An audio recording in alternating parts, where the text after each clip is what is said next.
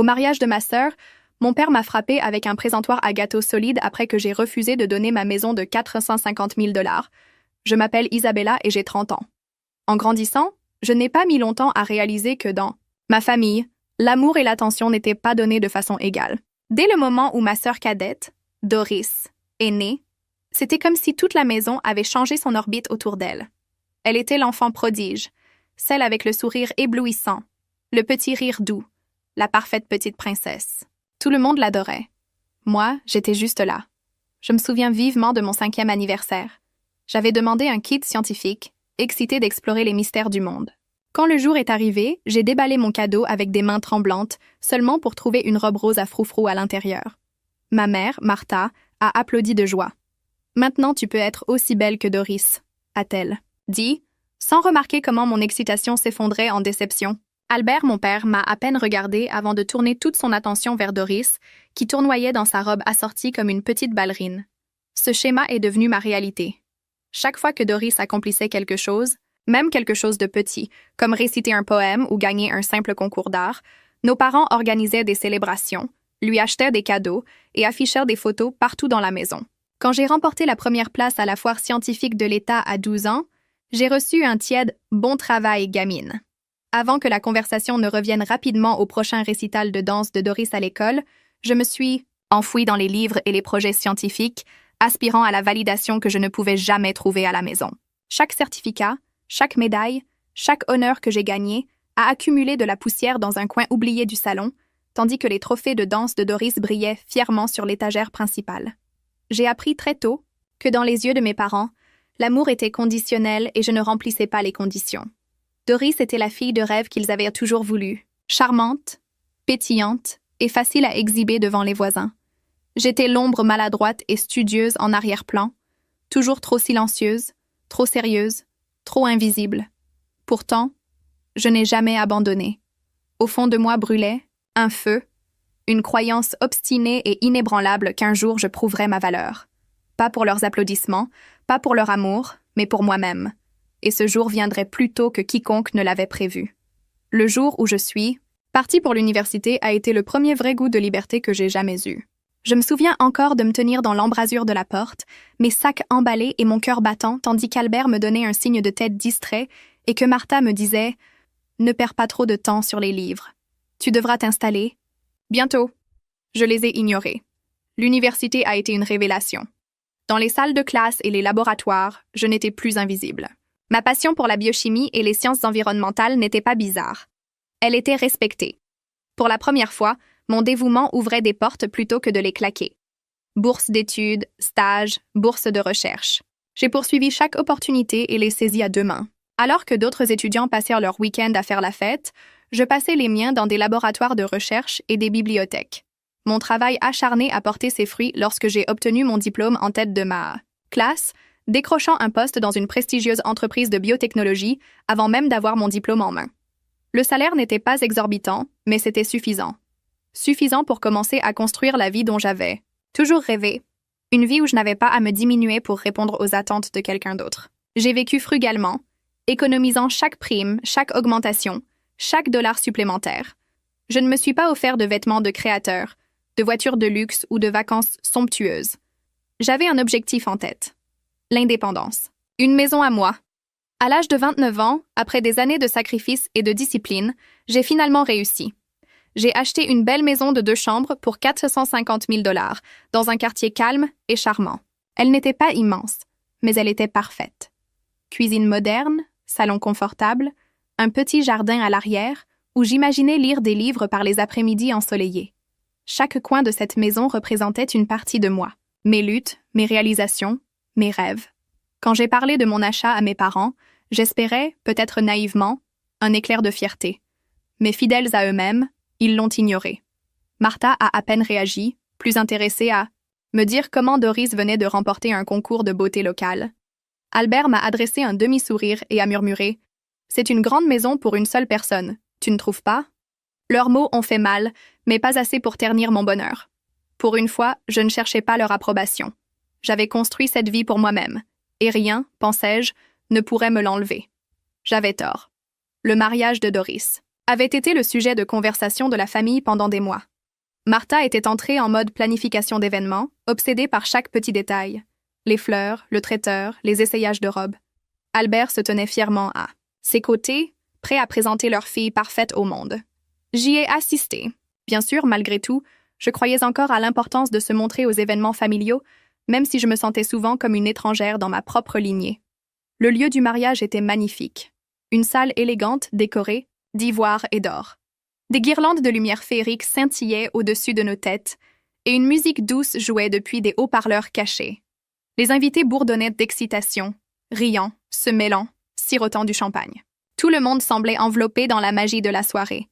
Alors que je me tenais près de la table des rafraîchissements, observant les célébrations, je ne pouvais m'empêcher de ressentir une douleur douce, amère. Il ne faisait aucun doute que cette journée était consacrée à Doris, à son début de conte de fées, à l'image parfaite qu'Albert et Martha avaient toujours imaginée. Peter, le fiancé de Doris, semblait assez gentil. Il avait un sourire timide et des manières douces, et il traitait tout le monde avec respect. Dans une autre vie, j'aurais même pu l'apprécier comme beau-frère. J'avais offert à Doris un cadeau réfléchi, un médaillon ancien avec une inscription sur les nouveaux voyages et l'amour.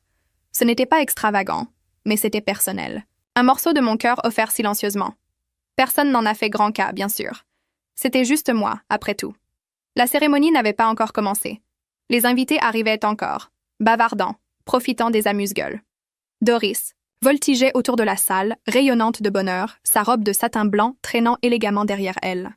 Je suis restée près des marges, souriant quand c'était nécessaire, me fondant dans le décor comme je l'avais toujours fait. Mais il y avait un malaise sous la surface, une tension dans l'air, une lueur étrange dans les yeux de Martha chaque fois qu'elle me regardait. Je ne le savais pas encore, mais la soirée qui devait être une célébration allait bientôt se transformer en quelque chose de complètement différent. Quelque chose de laid, quelque chose d'inoubliable. Je sirotais un verre d'eau pétillante près de l'entrée quand Martha m'a fait signe avec un sourire excessivement doux. Albert se tenait à côté d'elle, les mains jointes derrière son dos, l'air étrangement formel. « Isabella, ma chérie, nous avons besoin d'un mot rapide, » a dit Martha, son ton imprégné de cette douceur acérée familière qui me faisait toujours nouer l'estomac. Je les ai suivis à quelques pas de la foule principale, vers un coin plus calme de la salle, où la musique s'estompait en un bourdonnement lointain. Peter parlait avec sa famille à proximité, inconscient de la tension qui se formait. Martha s'est penchée en premier, sa voix basse mais urgente. « C'est une journée si spéciale pour Doris. Tout a été parfait jusqu'à présent, n'est-ce pas? » J'ai hoché lentement la tête, incertaine de là où cela allait. Albert s'est éclairci la gorge, échangeant un regard avec Martha avant de parler. « Il y a quelque chose à quoi ta mère et moi avons pensé. Quelque chose d'important pour l'avenir de cette nouvelle famille. » Je me suis redressée, le malaise grandissant. « Tu as maintenant cette belle maison, » a dit Martha, ses yeux brillants non pas d'affection mais de calcul. « Et tu es célibataire. Tu n'as pas vraiment besoin de tout cet espace. » J'ai cligné des yeux, les mots tombant lourdement, leur sens prenant forme lentement. Albert a fait un pas en avant, souriant, comme s'il m'offrait une grande opportunité. « Nous pensons que ce serait le cadeau de mariage parfait si tu donnais ta maison à Doris et Peter. » Pendant un moment, le monde est devenu silencieux autour de moi. Le tintement des verres, le doux rire des invités. Tout s'est transformé en bruit blanc. « Vous êtes sérieux ?» ai-je finalement demandé, ma voix tendue. « Bien sûr », a dit Martha, comme si c'était la chose la plus naturelle du monde. « C'est ton devoir en tant que sa sœur. La famille aide la famille. » Mes mains se sont serrées en poings à mes côtés. J'ai pensé aux années de sacrifice, aux nuits solitaires à faire des heures supplémentaires, à me refuser des vacances, des luxes, même des conforts simples, tout pour acheter cette maison, ma réalisation. J'ai secoué lentement la tête, sentant le feu monter en moi. « Non », ai-je dit fermement. « Je ne donne ma maison à personne. » Le sourire de Martha est tombé. Ses yeux ont brillé de quelque chose de plus sombre, la déception se transformant en fureur. La mâchoire d'Albert s'est serrée. Avant que je puisse faire un pas en arrière, avant même que je puisse me préparer à la tempête, Albert a bougé et tout a changé. La main d'Albert a bougé si vite qu'au début, je n'ai même pas réalisé ce qu'il faisait.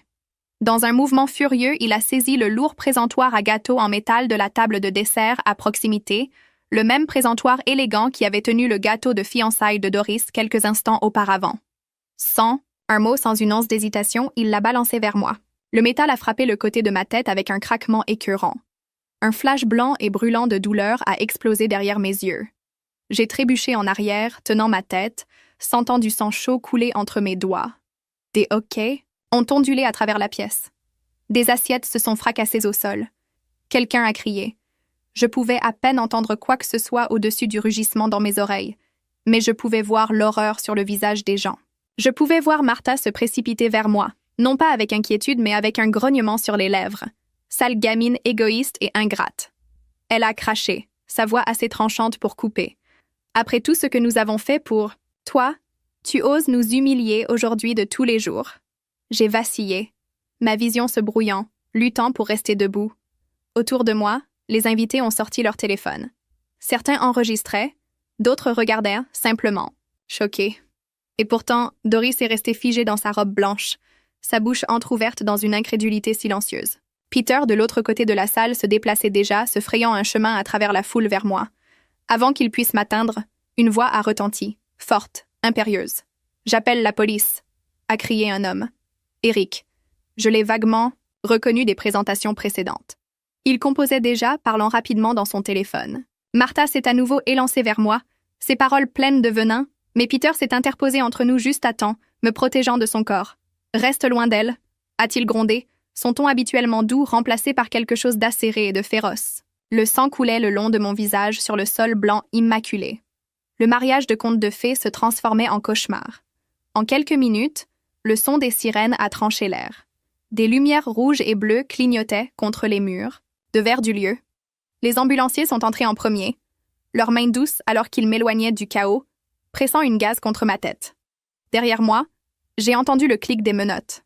Albert Reynolds a annoncé sévèrement un officier. « Vous êtes en état d'arrestation pour agression et coups et blessures. » Un autre officier s'est tourné vers Martha, qui hurlait encore des blasphèmes. « Vous aussi, madame, a-t-il dit, froidement, tirant ses mains derrière son dos.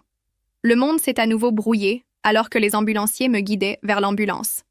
Je n'étais pas sûre si c'était la blessure ou simplement le chagrin. Mais la seule chose que je savais, avec certitude, était ceci. Il n'y avait pas de retour en arrière. La scène à l'extérieur de la salle de mariage était un flou de lumière clignotante, de foule murmurant et de pas précipités. Alors que les ambulanciers m'installaient sur une civière, je pouvais entendre des bribes de conversation tourbillonner autour de moi. « Vous avez vu ça? Il l'a frappé avec un présentoir à gâteau. » J'ai tout enregistré. C'est tout sur vidéo. Incroyable. Au mariage de sa propre fille. Les ambulanciers ont travaillé rapidement, enveloppant ma tête, vérifiant mes signes vitaux et s'assurant que je restais consciente. Je pouvais voir Eric à proximité, parlant encore à un officier, lui montrant les images qu'il avait capturées sur son téléphone.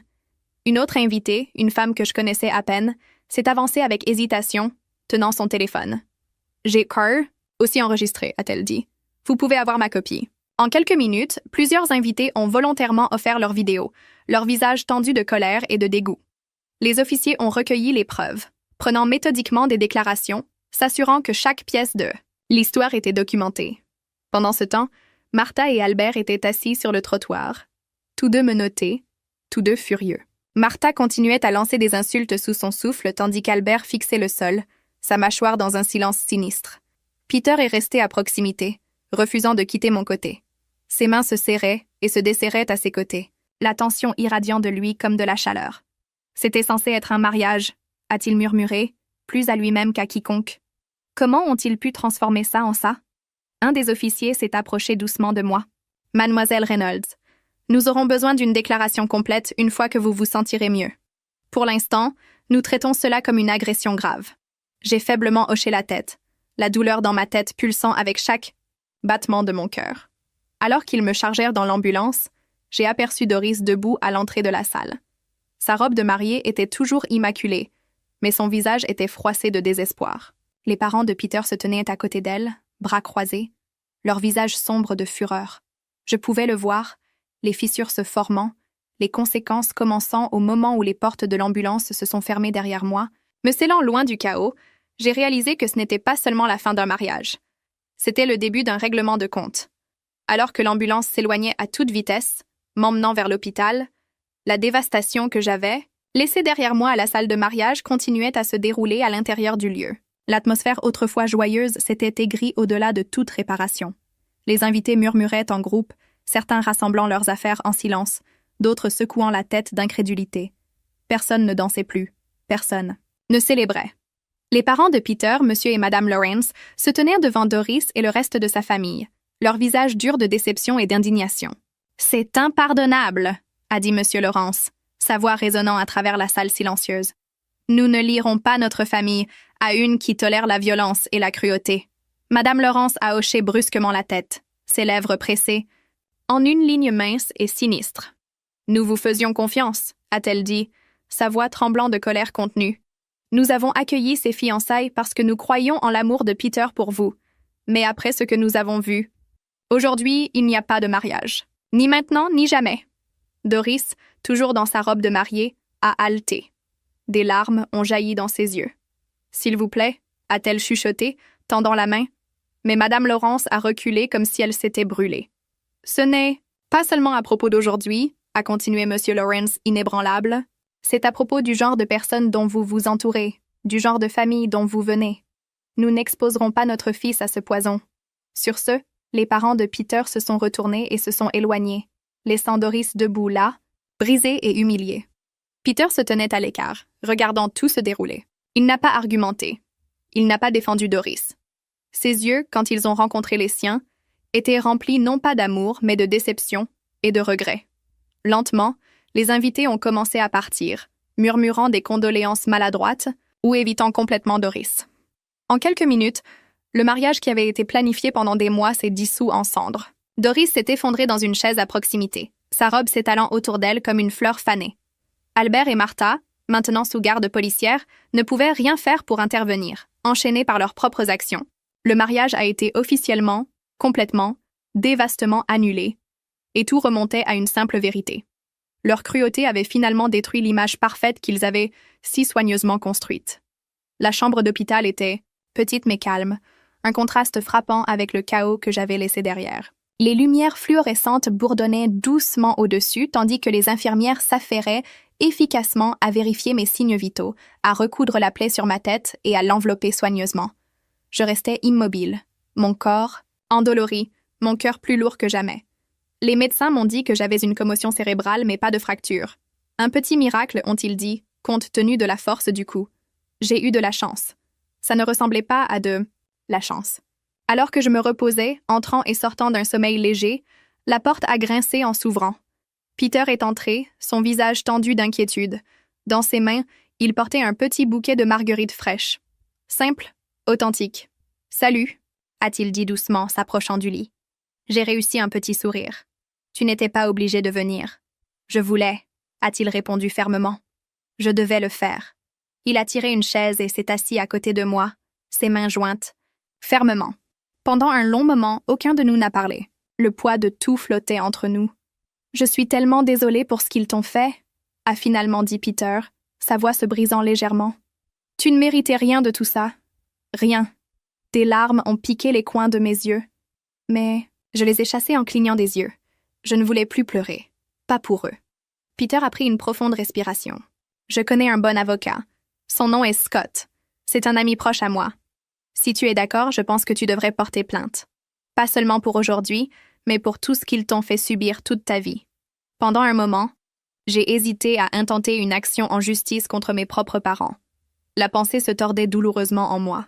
Mais puis je me suis souvenu du visage furieux de Martha, du coup brutal d'Albert avec le présentoir à gâteau, des années à être traitée comme si je n'étais jamais assez, et quelque chose en moi s'est durci. « Je veux le faire, » ai-je dit, ma voix plus forte que je ne me sentais. « Je dois le faire. » Peter a souri faiblement, fier. « Bien. Tu mérites justice, Isabella. Tu mérites mieux. » Il a serré doucement ma main, offrant un soutien silencieux. Pour la première fois depuis longtemps, je ne me sentais pas seule. À la fin de cette semaine, une fois que les médecins m'ont autorisé à sortir, Peter est resté à mes côtés alors que je quittais l'hôpital. Ensemble, nous avons conduit directement au bureau de Scott, prêt à faire le premier pas vers la récupération de ma vie. Le bureau de Scott était chaleureux et accueillant, rempli d'étagères en bois foncé alignées avec des livres juridiques et des certificats encadrés. Pourtant, malgré le décor réconfortant, mes mains tremblaient légèrement alors que je signais les papiers. « Ce ne sera pas facile », a averti Scott, faisant glisser doucement les documents vers moi. Mais avec les preuves que nous avons, les vidéos, les déclarations des témoins, tu as un dossier très solide. Peter était assis à côté de moi, sa présence constante et rassurante. J'ai regardé le gros dossier sur le bureau de Scott. À l'intérieur se trouvaient des déclarations sous serment d'invité du mariage, des rapports médicaux détaillant la commotion cérébrale et la blessure à la tête, et plus important encore, plusieurs enregistrements vidéo clairs de l'agression, chaque moment brutal capturé dans une réalité froide et indéniable. « Je suis prête », ai-je dit, ma voix calme mais ferme. « Je veux faire cela. » Scott a hoché la tête avec approbation. « Nous portons plainte pour agression, abus émotionnels et tentative de coercition de propriété. Leur comportement passé renforcera ton dossier. Nous exigerons à la fois une responsabilité pénale et une compensation civile. » L'entendre exposer si formellement a fait se tordre mon estomac, mais cela a également alimenté quelque chose de profond en moi. La résolution. En quelques jours, l'affaire a progressé. Des dates de tribunal ont été fixées, des assignations ont été émises, des témoins ont été préparés. Lorsque le procès a commencé, la salle d'audience était comble. Des amis, de la famille élargie, même des journalistes sont apparus, attirés par le scandale d'une fille portant plainte contre ses propres parents. Albert et Martha étaient assis rigidement à la table des accusés, leurs visages pâles et tendus de rage. J'ai pris la barre et raconté mon histoire. La négligence de l'enfance, le favoritisme, les années d'abus émotionnels et enfin l'attaque violente pendant la cérémonie de mariage de Doris. Scott a présenté les vidéos au jury. Les images montraient tout. Albert saisissant le présentoir. Agatho en métal, le coup brutal, mon trébuchement et le sang qui a suivi, les insultes hurlées de Martha, les invités se précipitant pour appeler la police. Chaque seconde était indéniable. Les témoins ont confirmé ce que la vidéo montrait. Eric et plusieurs autres ont témoigné sans hésitation, décrivant non seulement l'attaque, mais aussi le favoritisme de toute une vie et la cruauté qu'ils avaient observée au fil des ans. L'avocat d'Albert a tenté de faire valoir qu'il s'agissait d'un moment d'égarement, que les tensions étaient élevées, que tout était un malentendu. Mais les preuves étaient trop fortes. La vérité était trop claire. Le jury n'a pas délibéré longtemps. La salle d'audience est tombée dans le silence lorsque le jury est revenu, leurs expressions graves et certaines. J'étais assise à la table du plaignant, mon cœur martelant dans ma poitrine. Peter s'est penché, sa main serrant légèrement la mienne. Un message silencieux. « Quoi qu'il arrive, tu n'es pas seul. » Le porte-parole s'est levé, s'éclaircissant la gorge. Nous, le jury, déclarons les accusés, Albert Reynolds et Martha Reynolds, coupables de tous les chefs d'accusation. Les mots ont résonné dans la salle d'audience, tranchant la tension épaisse comme une lame.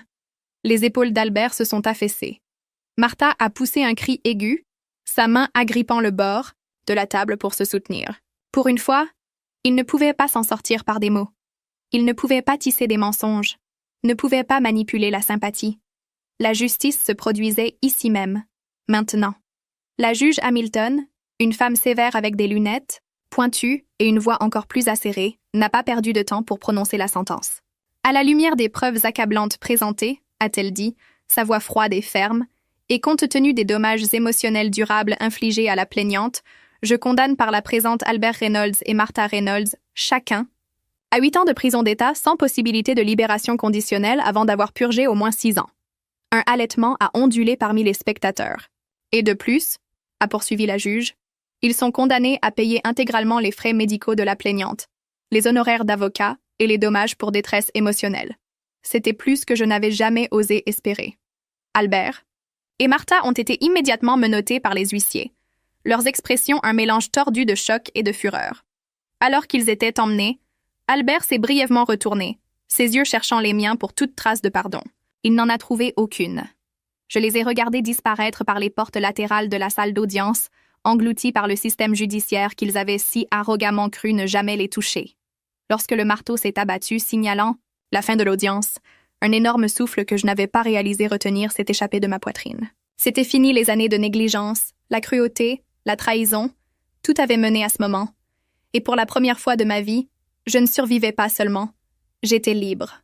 Le soleil brillant de l'après-midi a embrassé mon visage alors que je sortais du palais de justice, la brise fraîche apportant avec elle un sentiment de clôture que je n'avais jamais connu auparavant. Dans une main, je tenais les documents finaux, preuve que justice avait été rendue. Dans l'autre, je sentais la chaleur de la possibilité. Peter m'attendait juste à l'extérieur des lourdes portes en bois. Il se tenait droit. Soigneusement, vêtu d'un costume bleu marine, un sourire plein d'espoir tirant sur ses lèvres. Sans un mot, il s'est approché de moi et a doucement écarté une mèche de cheveux de mon visage. « Tu l'as fait !» a-t-il dit, la fierté brillant dans ses yeux. « Tu t'es défendu. Tu as changé ta vie. »« Je n'aurais pas pu le faire seul, » ai-je murmuré, ma gorge se serrant d'émotion. Peter a lentement secoué la tête. « Tu as toujours été forte, Isabella. Tu avais juste besoin que quelqu'un croie en toi comme je le fais. » Il a pris une profonde respiration, le monde semblant faire une pause autour de nous. Les invités et les journalistes s'agitaient en arrière-plan, mais à ce moment-là, il n'y avait que Peter et moi. De sa poche, il a sorti une petite boîte en velours. Mon souffle s'est arrêté. « Je sais que ce n'est pas exactement le timing du conte de fées, » a dit Peter, sa voix épaisse de sincérité. « Mais la vie n'est pas parfaite. Elle est réelle. Et je préférerais construire quelque chose de réel avec toi que de poursuivre n'importe quelle illusion. » Il a ouvert la boîte pour révéler une bague de fiançailles simple et délicate. Discrète, belle. Exactement le genre de choses que j'aurais choisi moi-même. Il s'est agenouillé là même sur les marches du palais de justice. « Isabella Reynolds, » a-t-il dit, « veux-tu m'épouser ?» Les larmes ont brouillé ma vision alors que 1000 émotions me traversaient. Joie, soulagement, espoir, amour. La douleur du passé n'a pas disparu, mais elle ne me contrôlait plus. Je l'avais survécue, je m'en étais relevée, et maintenant, on m'offrait un avenir que je n'avais jamais pensé pouvoir avoir. « Oui », ai-je murmuré. Puis plus fort. « Oui ». Le petit groupe autour de nous a éclaté en acclamations et applaudissements. Peter a glissé la bague à mon doigt, et je l'ai tirée, dans une étreinte serrée, riant à travers mes larmes. Quelques mois plus tard, nous avons organisé un mariage simple mais magnifique, entouré de personnes qui tenaient vraiment à nous. Pas de grands spectacles, pas d'attentes toxiques. Juste de l'amour, de l'honnêteté et de l'espoir. Après le mariage, Peter et moi avons emménagé dans ma maison. Notre maison. La même maison de 450 000 $ que j'avais tant lutté pour protéger. Chaque mur, chaque pièce, chaque coin de cette maison représentait un témoignage de résilience, de courage et de nouveau départ. Et pour la première fois de ma vie, je ne vivais pas simplement. J'étais vraiment, profondément, joyeusement vivante. Merci beaucoup d'avoir regardé l'histoire complète. Si vous l'avez appréciée et souhaitez entendre plus de parcours puissants et émotionnels, assurez-vous de liker la vidéo. Laissez un commentaire pour partager vos pensées et abonnez-vous à la chaîne pour plus d'histoires incroyables chaque semaine. Votre soutien signifie beaucoup et nous aide à vous apporter encore plus de contenu inspirant. À bientôt dans la prochaine histoire.